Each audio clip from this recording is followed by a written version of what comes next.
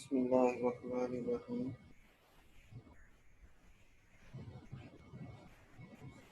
अच्छा बेटा, last time हमारे जो चैप्टर 14 है उसका बस वो लास्ट टॉपिक ही रह गया। साइंस हमारा मुकम्मल हो गया। ये छोटा सा टॉपिक है, इसमें कुछ एमसीक्यूज और एक दो शॉर्ट क्वेश्चन है। न्यूक्लिक एसिड्स के नाम से ये हमारा आखिरी टॉपिक है। न्यूक्लिक एसिड्स वर फर्स्ट, इसमें ये डिस्कवरी इसकी है ना।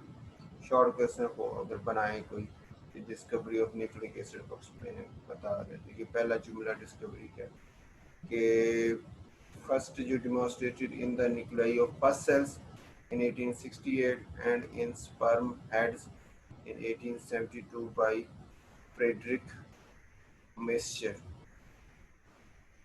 ये इसकी डिस्कवरी है कि न्यूक्लिक एसिड्स का फर्स्ट टाइम जो है वो फर्स्ट किसमें फर्स्ट सेल्स में थे और फिर स्पर्म हेड्स के अंदर इनको पाया गया। ये एमसीक्यू के वाले से भी हो सकता है, एमसीक्यू भी हो सकता है, और शॉर्ट क्वेश्चन में डिस्कवरी के नाम से शॉर्ट क्वेश्चन हो सकता है। They are present in every living cell as well as in viruses and have been found to be essential components of the gene। ये occurrence है, मतलब न्यूक्लिक एसिड पाए कहाँ जाते हैं ना, occurrences के ये लिविंग सेल्स में पाए जाते हैं और वायरसेस के अंदर होते हैं, और ये जीन्स का असेंशियल कंपोनेंट्स हैं। जीन जो आगे प्रॉपर्टीज को ट्रांसफर करने का काम करती हैं, उनका ये असेंशियल यानी कह लें कि हिस्सा होता है। They contain in their structure the blueprints for the normal growth and development of each and every living organism। यानी इनके अंदर एक खाका बना होता है कि ये प्रॉपर्टीज वाला और इस तरह इस बच्चे ने, इस लिविंग सिस्टम ने ग्रो करना है, जो उसकी पेरेंट्स की तरफ से आता है। तो ये वेरी इंपॉर्टेंट शॉर्ट क्वेश्चन है कि न्यूक्लिक एसिड्स के बेसिक जो फंक्शंस हैं वो क्या हैं। तो nucleic acids are responsible for the two fundamental functions which are common to all living organisms. वो क्या क्या हैं? Number one, their ability to reproduce, store and transmit genetic information. Genetic information है, जीन्स की इंफॉर्मेशन है, एक नस्ल से दूसरी नस्ल में उसको ट्रांसमिट करते हैं, रिप्रोड्यूस दोबारा प्रोड्यूस करते हैं, स्टोर भी रखते हैं और आगे शिफ्ट भी करवाते हैं। नंबर टू पे अंडरगो म्यूटेशन, कुछ इसमें म्यूटेशन भी होती है, तब्दीलियां भी आती हैं। दो फंक्शन इसके हैं, एक तो जेनेटिक इंफॉर्मेशन को रिप्रोड्यूस करना, स्टोर करना, ट्रांसमिट करना, दूसरा म्यूटेशन में से गुजरना। टाइप्स कितनी हमारे पास, ये एमसीक्यू ये शॉर्ट क्वेश्चन हो सकता है। Two types of nucleic acids have been discovered. एक को हम नाम देते हैं डीऑक्सीराइबोन्यूक्लिक एसिड डीएनए, एंड दूसरे का नाम ribonucleic acid RNA. In the body, nucleic acids occur as part of the conjugated proteins called nucleoproteins। यानी ये प्रोटीन के साथ मिल के पाए जाते हैं, जिसको हम न्यूक्लियोप्रोटीन्स बोला जाता है, कॉन्जुगेटेड जो प्रोटीन होती है। The nucleic acid direct the synthesis of proteins।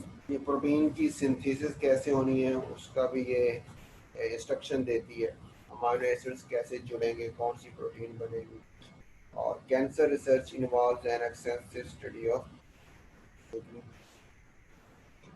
तो एक तो ये शॉर्ट क्वेश्चन हो गया, एमसीक्यू हो गया कि न्यूक्लिक एसिड की टाइप्स कौन कौन सी है, डीएनए और आरएनए।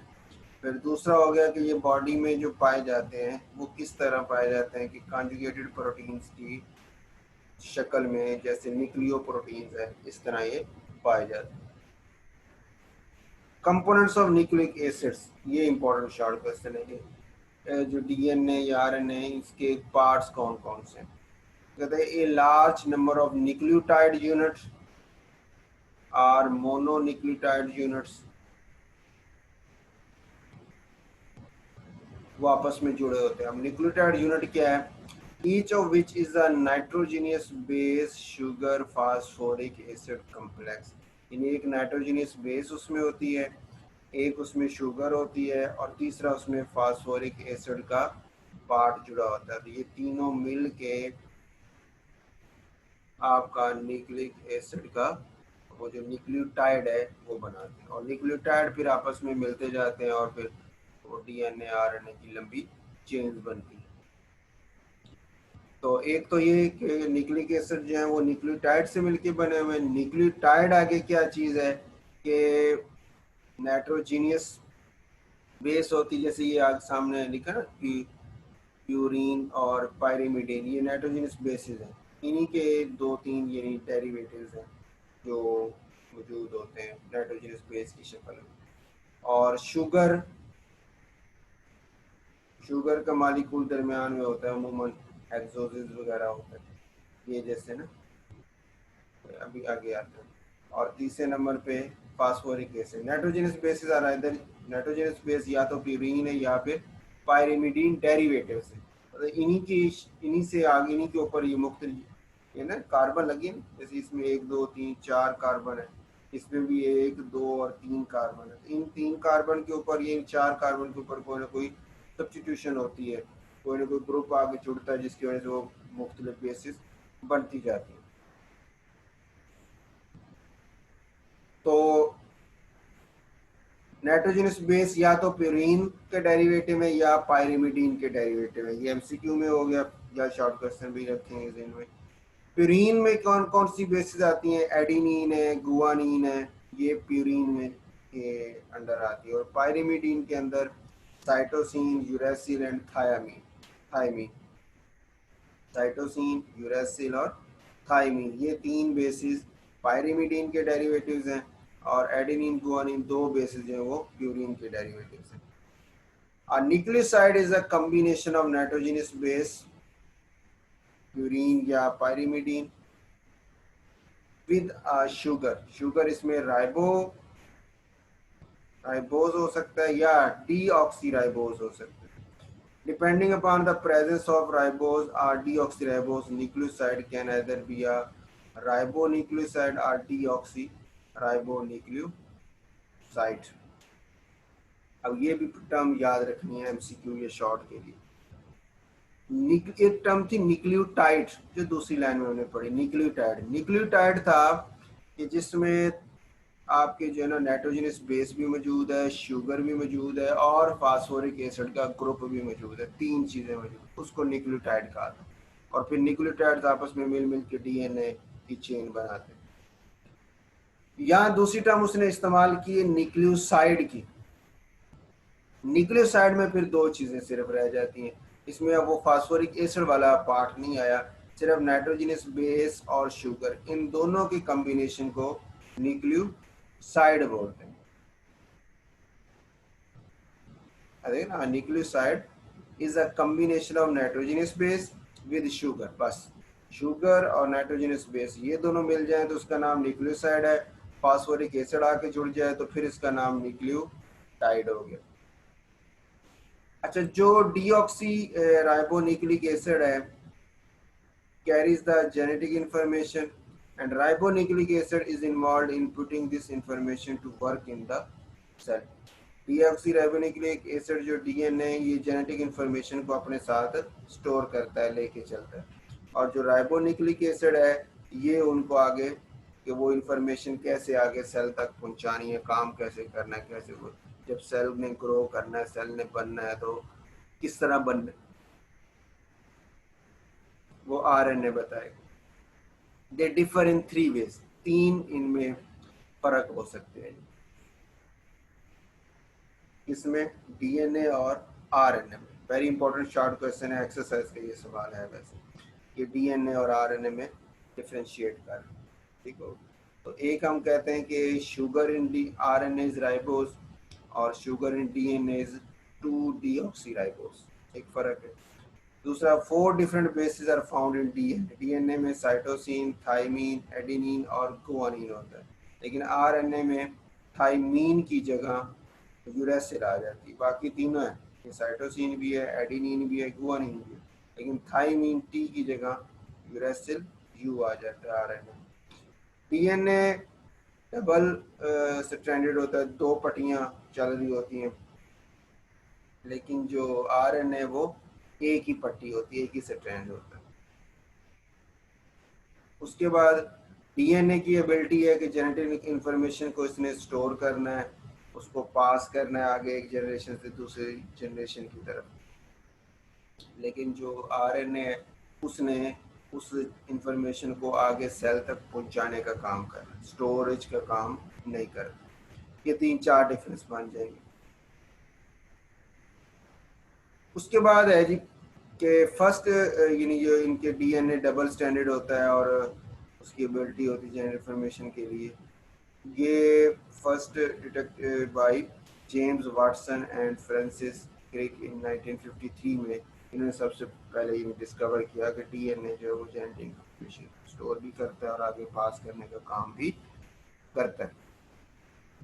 और ये उसने अपनी डबल जो उसकी स्ट्रैंड का स्ट्रक्चर है उसके अंदर इस इंफॉर्मेशन को स्टोर किया होता है। This was the discovery that initiated the field of molecular biology की फील्ड से आईएमसीक्यू में याद रखें। वाटसन और Crick notice that the double standard structure provides a mechanism whereby the genetic information can be duplicated। कि जब वो cell बनते हैं तो फिर डीएनए डुप्लीकेट होता है ना, यानी एक डीएनए से दो डीएनए बनते हैं। अब वो जो दो डीएनए बनने होते हैं तो किस तरह बनने, किस तरतीब से बनने, वो डीएनए के अंदर जो इन्फॉर्मेशन मौजूद है वो बताती कि इसको कैसे लेके आगे चलना है, डुप्लीकेशन कैसे हो, उसको डुप्लीकेट कैसे करना है। और इस प्रोसेस को नाम देते हैं रेप्लिकेशन का। अब ये शॉर्ट क्वेश्चन हो सकता है, रेप्लिकेशन क्या? तो आप कहते हैं कि जी कि वो डबल स्टैंडर्ड जो डीएनए का है वो जेनेटिक इंफॉर्मेशन को जब उसने आगे पास आउट करना होता है तो वो डुप्लीकेट होता है और इस प्रोसेस को रेप्लिकेशन कहते हैं। The synthesis of polypeptide protein involves a series of events which occur in accordance with the information contained in the DNA। के पॉलीपेप्टाइड जो प्रोटीन है उसकी सिंथेसिस जो है उसमें काफ़ी सारे इवेंट्स इन्वॉल्व होते हैं। जब प्रोटीन बनती है तो वो सारे किस तरतीब से होंगे, कैसे होंगे, वो डीएनए बता रहा होता है। देखो, यानी प्रोटीन सिंथेसिस में डीएनए का रोल है। डीएनए के अंदर जो इंफॉर्मेशन है वो बताती है कि ये प्रोटीन जो बननी है ये वाली, तो इसमें कौन सा अमाइनो एसिड पहले आना है, उसके बाद किसने आके जुड़ना है, उसके बाद किससे आके जुड़ना है, और ये सारी इंफॉर्मेशन डीएनए में स्टोर है। लेकिन जुड़ना किसने है उसको आरएनए लेके आता है, उसको हम बोलते हैं ट्रांसफर आरएनए। आरएनए की काफ़ी सारी टाइप्स होती है ना, एमआरएनए होता है, मैसेंजर आरएनए, वो एमआरएनए बोलते हैं जो मैसेज कन्वे कर रहा है। ट्रांसफर आरएनए टीआरएनए बोलते हैं, वो ट्रांसफर का काम कर रहा होता है अमीनो एसिड्स को एक जगह से दूसरी जगह एंड सो। यानी आरएनए की कुछ टाइप्स भी बन जाती हैं। तो बस ये लास्ट था जी आपका टॉपिक। इसमें आप क्वेश्चन वगैरह इसके देख लेते हैं। एमसीक्यूज आपका एक ही है जी, which of the following nitrogenous base is not present in RNA. RNA में इनमें से कौन सी जो बेस है वो प्रेजेंट नहीं है, ठीक है। तो वो नहीं में हमारे पास आ जाता है। अभी हमने पढ़ा कि साइटोसिन भी दोनों में, एडेनिन भी दोनों में, सिर्फ वो जो गुआनिन है वो भी दोनों में, तीन। थाइमीन और यूरेसिल इन दोनों का डिफरेंस आता है, ठीक होगा। तो डीएनए में थाइमीन होती है और आरएनए में यूरेसिल होती है। उसने कहा विच of the following is not present in RNA, तो आरएनए में फिर थाइमीन नहीं आएगी, ये हमारी ऑप्शन है। न्यूक्लिक एसिड्स क्या होते हैं, ये शॉर्ट क्वेश्चन आपका एक्सरसाइज का सवाल है। इनके फंक्शंस हमने पढ़े, तो फिर इसकी टाइप्स आ गई, उसके कंपोनेंट्स आ गए, ठीक हो गई। फिर उसके बाद है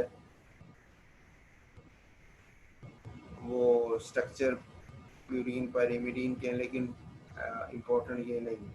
कंपोनेंट्स वाला, टाइप्स और कंपोनेंट्स वाला आपने एमसीक्यू ये शॉर्ट क्वेश्चन के वाले से जरूर करना।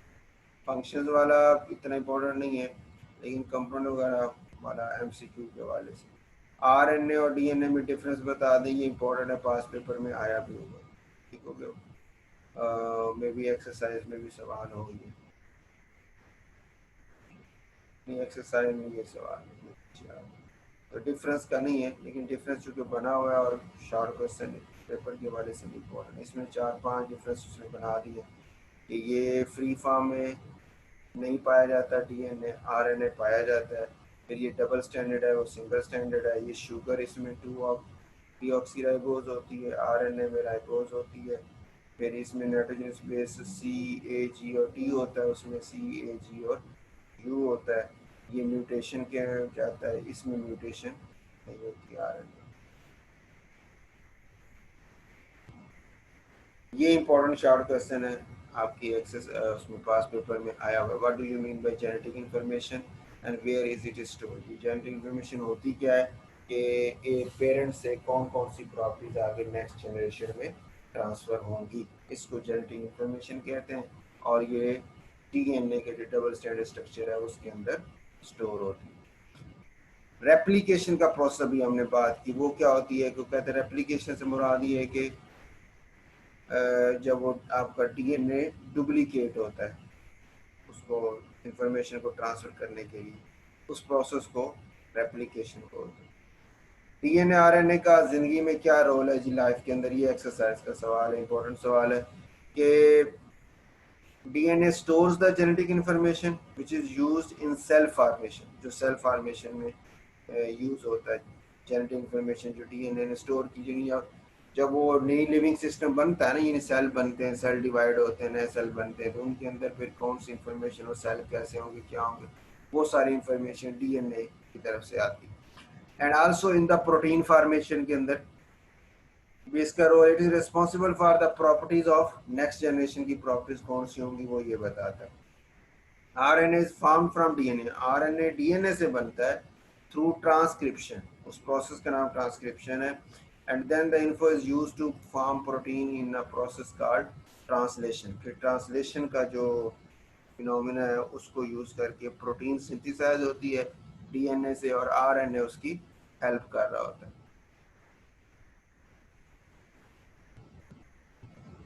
ये नेक्स्ट उसने लॉन्ग क्वेश्चन इसका बनाया, डेफिनेशन, फंक्शन, टाइप्स, कंपोनेंट्स। ठीक हो गया।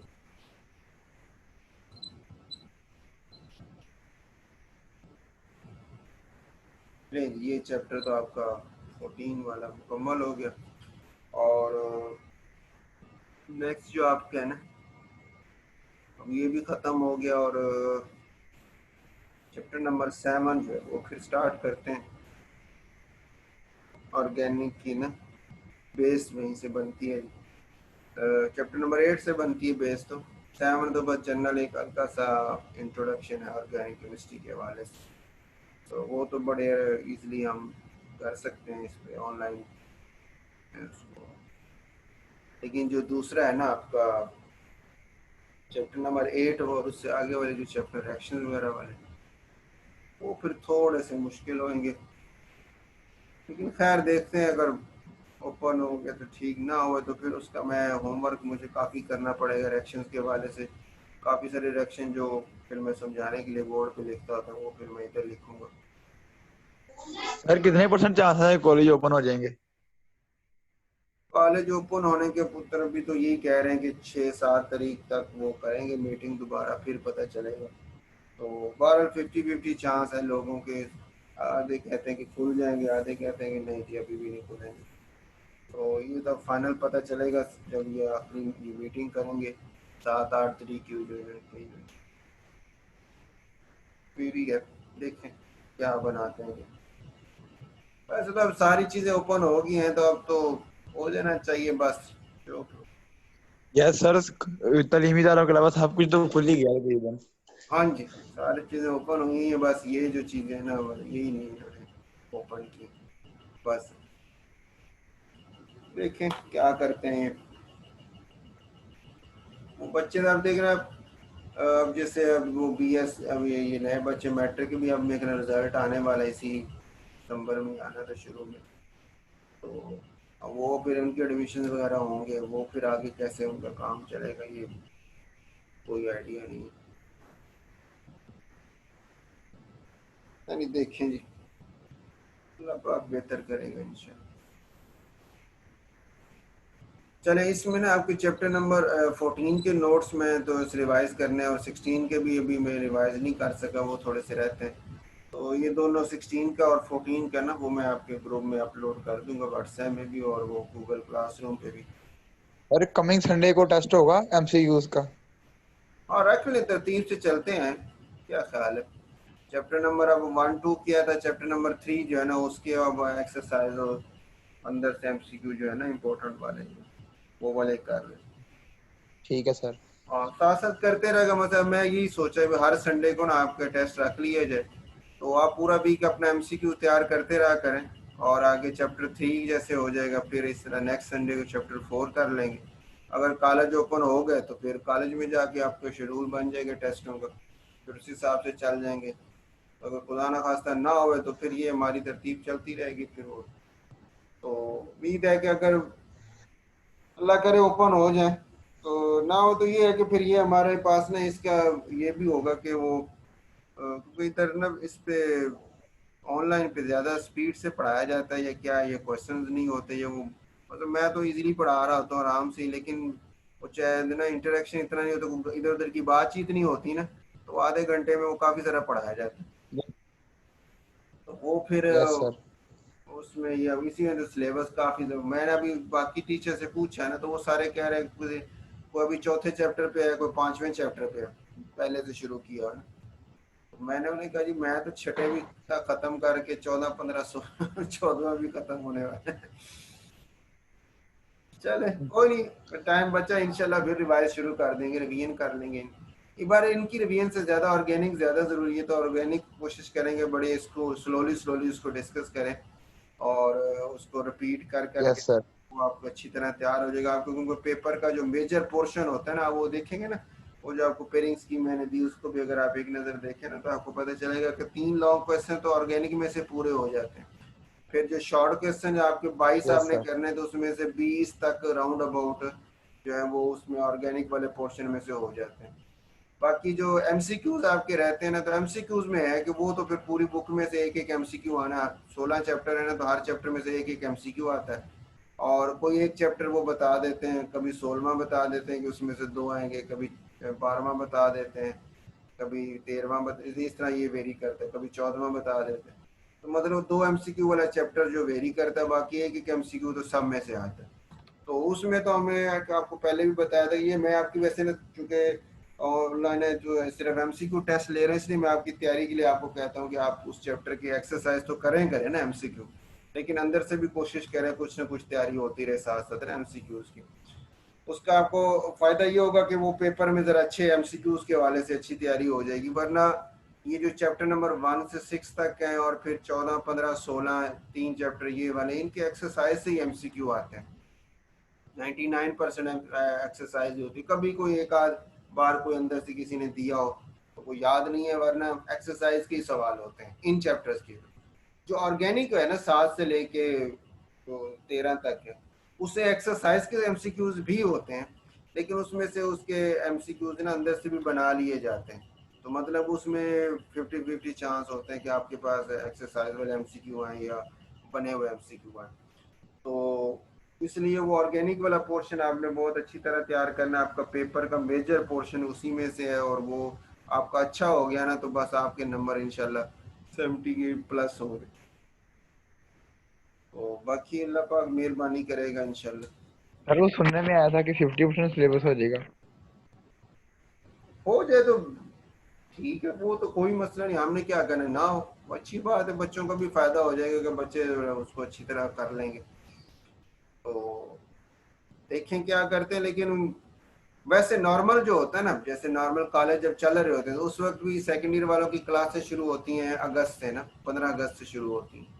और आगे यस सर। अगर ये 15 सितंबर को कॉलेज ओपन करते इसका मतलब आप 1 महीना लेट है, ठीक हो। अब वो 1 माह जो लेट है वो इतना मैटर नहीं करता, इस लिहाज से कि आपका सिलेबस जो है ना सेकेंड ईयर का सिलेबस फर्स्ट ईयर की निस्बत से जल्दी हो जाता है। तो इसमें ना इतनी लंबी चौड़ी डिस्कशन नहीं है। फर्स्ट ईयर में तो होता था ना एक टॉपिक को एक्सप्लेन करते उसमें एमसीक्यू शॉर्ट क्वेश्चन और उसकी बारीकियां बहुत ज़्यादा होती हैं। इसमें इतनी ज़्यादा नहीं होती है, टू दी पॉइंट ऊपर ऊपर से सारी चीज़ें बताई जाती, कुछ होते हैं पॉइंट जो ज़रा डिटेल में जाते हैं, वरना ज़्यादातर नॉर्मल ही होता है। तो ये जल्दी पढ़िए, इसके 16 चैप्टर जो है ना वो फरवरी तक ख़त्म हो जाते हैं, और फर्स्ट ईयर के 11 चैप्टर जो है वो मार्च के एंड तक जाते हैं। तो मतलब वो टाइम लेते, ये टाइम नहीं लेते 16 चैप्टर इसके ना, ये जल्दी हो जाए। जैसे ये आपका होगा ना, मतलब इसकी मैं एक मिसाल देता हूँ। ऑर्गेनिक में जैसे चैप्टर नंबर 7 तो बेसिक है ना, सिंपल आपको। ऑर्गेनिक की हल्की फुल्की वो जनरल उसकी प्रॉपर्टीज वगैरह बता रहा है। जो चैप्टर नंबर 8 है ना, वहाँ से सही ऑर्गेनिक के रिएक्शंस वगैरह शुरू होते हैं। अब मैं जब पढ़ाता हूँ ना अमूमन, जब वो कॉलेज में जो पढ़ा रहे होते हैं, तो उसमें अब ये करता हूँ, चैप्टर नंबर 8 में है अल्केन अल्कीन और अल्काइन ही है, लेकिन हर रिएक्शन को मैं एक दिन में एक ही रिएक्शन रखता हूँ। ठीक है, और उस एक रिएक्शन को अच्छी तरह डिटेल से बताता हूँ। आपने इसमें याद क्या रखना है, कैसे रखना है, कैसे चलना है। फिर वो उसमें चूंकि ना पेपर में सवाल आते हैं कन्वर्जन के, कन्वर्जन हम कहते हैं ना कि जैसे एक मालिकूल दे दे और कई इस मालिकूल से ये वाला मालिकूल बनाए जी, तो रिएक्शन आप खुद अप्लाई माइंड से करके कि इसको कैसे बनाना है। तो इस तरह के सवाल शॉर्ट क्वेश्चन में आ जाते हैं। तो अब वो फिर आपके लिए ईजी हो जाता है जब आप रिएक्शन की बेस आपको जेन में होती है। तो 8वां चैप्टर तो मैं ऐसे पढ़ाता हूँ, एक एक ना करके ना, मतलब एक दिन में एक ही रिएक्शन सिर्फ उसको कराता हूँ, उसके आगे फिर एग्जाम्पलें कराता हूँ बार बार, बच्चों को कहता अच्छा ये बताएं कैसे हो, ये बताएं कैसे हो, इसको क्या करें। तो वो बच्चों को अच्छी तरह तैयार हो जाता है, शॉर्ट भी तैयार हो जाते हैं उसके, और साथ वो कन्वर्जन वाला पॉइंट भी अच्छी तरह हो जाता है। 8वां चैप्टर जब बच्चों को इजीली अच्छी तरह समझ आ जाती है ना, तो फिर अगले जो चैप्टर है वो मेरे लिए पढ़ाने बहुत आसान हो जाते हैं, क्योंकि अगलों में ना कई रिएक्शंस ऐसे हैं जो वो 8वें के अंदर से ही लिए हुए होते हैं। तो वो फिर ये फायदा होता है कि मैं आपको बताता हूँ, या वो जो नया रिएक्शन होता है सिर्फ उसी को थोड़ा डिटेल से बताना पड़ता है। वरना जो पुराने रिएक्शन सारे हैं वो फिर वो मैं कहता हूँ कि वो फलां आपने पढ़ा था ना, बिल्कुल उसी तरह ये है, और थोड़ा सा इसको चेंज किया और बस। तो वो फिर जल्दी हो जाता है। मतलब मैं आपको अपनी रूटीन बनाऊँ तो, मतलब मैं ऑर्गेनिक शुरू करते थे सितंबर के शुरू में ना, तो 7वां चैप्टर तो हो जाता है एक हफ्ते के अंदर अंदर, 8वां चैप्टर को मैं 3 हफ्ते तक ले जाता हूँ। मतलब सितंबर का पूरा महीना 8वां चलता रहता है। लेकिन जब आता है ना अक्टूबर, अक्टूबर के एक महीने में ना 9वां 10वां 11वां ये तीनों हो जाते हैं। ठीक है, और जो नवंबर है उसमें आपके 12वां 13वां और ये आगे जो है 14 15 16 में से एक दो हो जाते हैं। और जनवरी में जाके ये वाला जो है ना, ये पोर्शन तो तकरीबन ख़त्म हो जाता है, या आखिरी को 15 16वां रह जाता है। और उधर से फिर चैप्टर नंबर 1 2 तो पहले ही हमने अगस्त में, अगस्त के होता है ना 15 दिन, जो 15 अगस्त से सितंबर तक 15 दिनों में हम पहला दूसरा चैप्टर पढ़ा लेते हैं। फिर तीसरा चौथा पांचवा छठा जो रह जाते हैं वो जनवरी के एंड तक वो खत्म हो जाते हैं, सिलेबस खत्म हो जाता है। प्रॉब्लम बस ये होती बच्चे के एंड से आती कि बच्चे ने थोड़ा सा उसको ना ऑर्गेनिक में थोड़ी मुश्किल फील करते होते हैं, लेकिन इंशाल्लाह कोशिश करूंगा मैं। अगर कॉलेज ओपन हो गए तो फिर तो ठीक है, फिर तो वहीं का बोर्ड पे आपके साथ डिस्कशन होगी। ना हो सके तो फिर ये कि मैं इधर आपके सामने फिर मुझे ना पहले से वो रिएक्शन वगैरह लिख के रखने पड़ेंगे, और उसकी एग्जांपल वगैरह फिर आपको वो मैं समझाता रहूँगा। कुछ आपको मैं उसमें ना वो असाइनमेंट के तौर पे भी दे दिया करूँगा कि इसको आप रिएक्शंस को करें। तो आप जब उसको करेंगे, खुद से करेंगे, फिर वो मुझे सेंड कर दिए करेंगे गूगल क्लासरूम में ना, तो वो भी मैं चेक करके मार्क करके फिर आपको वापस कर दिया करूँगा। तो उससे भी आपको ज़रा आइडिया हो जाएगा कि वो गलती वगैरह हुई तो वो भी ठीक हो जाएगी, और कुछ प्रैक्टिस भी हो जाएगी रिएक्शंस के हवाले से भी काफ़ी है। चलें इंशाल्लाह करते हैं कंटिन्यू कल, फिर इंशाल्लाह चैप्टर नंबर 7 कल इंशाल्लाह स्टार्ट करेंगे। चलें जी, आज फिर आपको जुमा है वैसे भी, बंद करें।